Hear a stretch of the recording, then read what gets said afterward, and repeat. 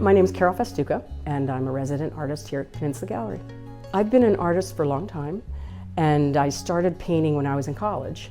I was a printmaker before that, which required a lot of drawing skills, but then I moved into painting, and then I never stopped painting.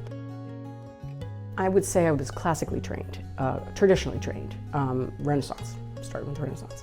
So drawing was a huge part of my, my training and my career, early career. In graduate school, all that sort of went away, and it was a whole different thing, like no light. It was all about the structure of work and became more about ideas. But then after that, I went right back to my training. But the training is really important to me. So you ask about my style, it's always there, that realism and that classical illusion and light, and actually light is a very big part of my work. So I would say my work is more impressionistic. I'm trying to move more towards abstraction. It's very hard, especially when you have this, thing with you that you carry all the time. But I always use my realist skills when I need them, and they're always there. For the middle part of my artistic life, I painted all kinds of things, and I did a lot of installation work. There's a lot of feminist work, things that couldn't be sold.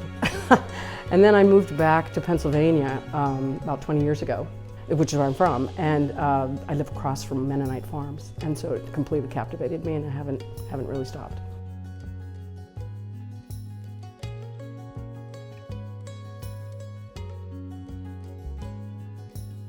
I started with printmaking, which is a very exacting medium.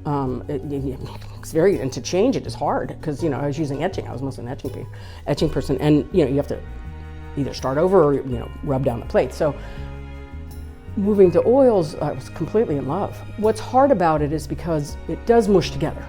You can't, you put something down and you put something down, and it's, it's already gray.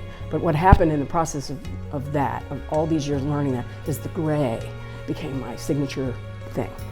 The gray is really what makes the process of oil painting very, very important to me. Very important, because the squishing around, the squeegeeing, whatever I do, it creates another kind of color. It's a whole different level of color. And when you put that next to a color right out of the tube, oh, it's magic. It's magic.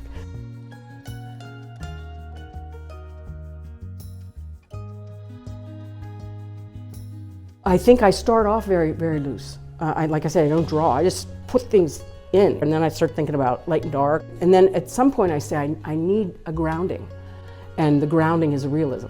It's a barn or a cow or a shadow or something that allows me to work around it. It's like the plant is just something that's there, and then things revolve around it, whether it's color or shape or movement of the mark, whatever it is. But something is always there to ground it. Somebody told me a long time ago, 3 things: to look a lot, and then to think, and then to paint.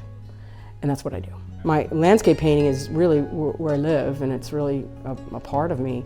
But I've traveled a lot in my life, and it never occurred to me to look at the space around me. This summer, we went to Italy. We went back to Italy, and I took my daughter, and she wanted to go to the Amalfi Coast. I didn't want to go. I said, "Oh, I don't have any museums down there." Blew my mind, because for the first time, it sounds very funny because I've been there probably a dozen times. The first time I looked around, it was like a whole thing opened up to me. So, which is really kind of silly and embarrassing actually. But there's I think my landscape painting helped me to see the other landscapes.